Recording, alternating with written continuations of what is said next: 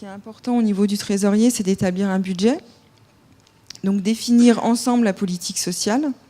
Donc comment formaliser la politique sociale, quelles sont les œuvres que vous voulez réaliser, comment faire le passage des objectifs sociaux aux objectifs monétaires. Donc là où vous allez avoir des soucis, par exemple par rapport au voyage, vous allez déterminer une somme pour les voyages. Et là, vous ne savez pas à l'avance quelle personne va partir, avec quelle caution familiale, si les enfants vont partir, mais ça, il faut se laisser des marges de manœuvre, en fait. Donc, établir le budget.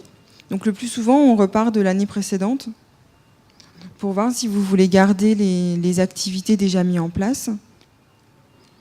Donc, comment vérifier que le budget est bien respecté, que la politique sociale est bien suivie. Donc là, normalement, après, ça dépend de vos dépenses, mais tous les 3 mois ou tous les 6 mois, le trésorier doit vous rendre compte déjà de toutes les dépenses engagées pour voir où vous en êtes.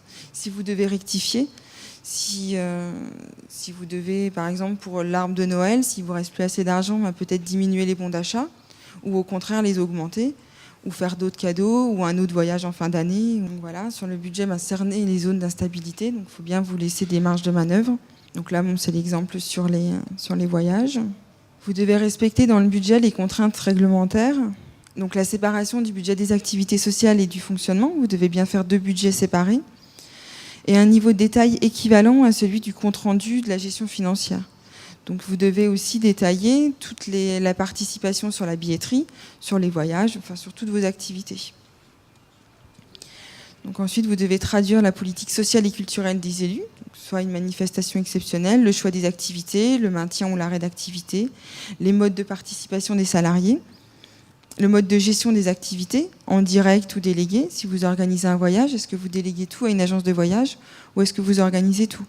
Donc vous devez tenir compte de la situation du comité en matière de ressources financières, donc par rapport à vos subventions, à vos fonds propres, à vos réserves. Vous pouvez décider de ne pas tout dépenser une année pour organiser un plus beau voyage l'année suivante. Le budget n'est pas obligé d'être dépensé complètement tous les ans, en fait. Vous pouvez vous faire des réserves. Donc, voir également les ressources humaines, donc les salariés du CE, si vous avez des bénévoles, des heures de délégation, parce que toutes les activités vous prennent du temps, donc il faut organiser ça. Si vous voulez embaucher une salariée à temps plein sur le CE pour organiser tout ça, ou si les élus sont assez pour gérer toutes les permanences. Donc le budget est une étape fondamentale car elle conditionne l'équilibre financier du CE et la transparence de sa gestion. Donc vous devez suivre le budget, donc établir un tableau de bord. Donc c'est-à-dire regarder où vous en êtes à un moment donné au bout des 6 mois, si vous avez dépensé 50%, 70% de la subvention, ou de ce que vous aviez décidé de dépenser.